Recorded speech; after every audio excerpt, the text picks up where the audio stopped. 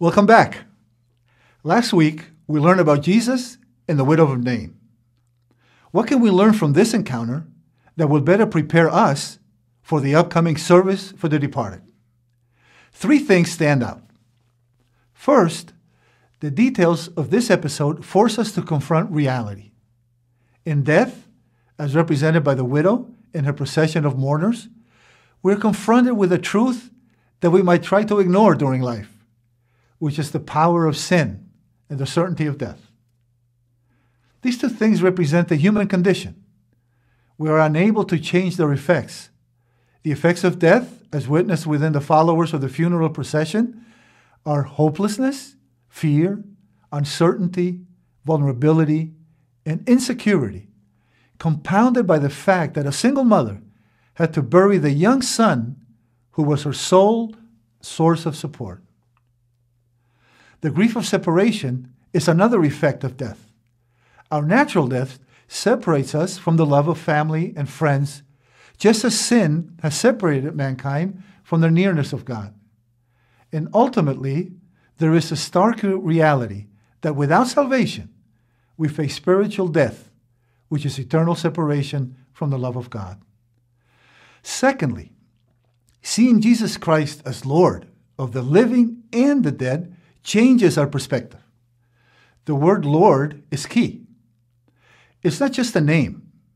It really describes his role or position within our lives. He is someone with power and authority. Someone who has the power and authority to change things from their former state. Remember, Jesus is on his way to Nain after healing the servant of the Roman centurion. The servant experiences that he is the Lord of the living and that he has the power to heal. His disciples have witnessed this power. Now Jesus reveals that he is also the Lord of the dead. He has the power to resurrect, to change death to life, grief to joy, despair to hope, and insecurity to peace. Because of this, the group of witnesses has expanded greatly. Both the disciples of Christ who were following him and the mourners who have been changed. Together they all proclaim that God has come to help his people. Our chief apostle recently said, "The dead in Christ and those who are living in Christ are of one and the same congregation."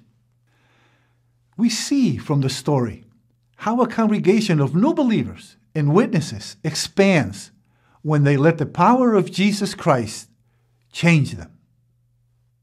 Now is a good time to ask yourself, when you call Christ Lord, is it because you've given him that role in your life?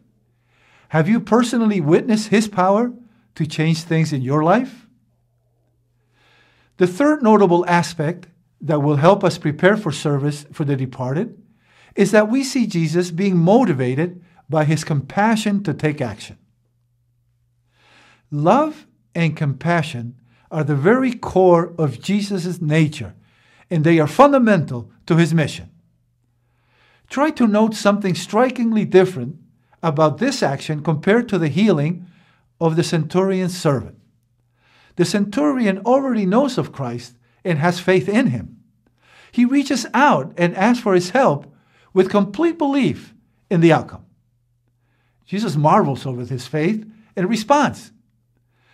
Being lost in her own condition of grief, the widow may have been unaware of the approaching group of Christ and his followers. We can assume that she doesn't know him, believe in him, or ask him for his help. Yet he still acts out of compassion. What conclusions can we draw about God's intentions towards both the living and the dead? How about those who know Christ and those who don't? Think about those questions.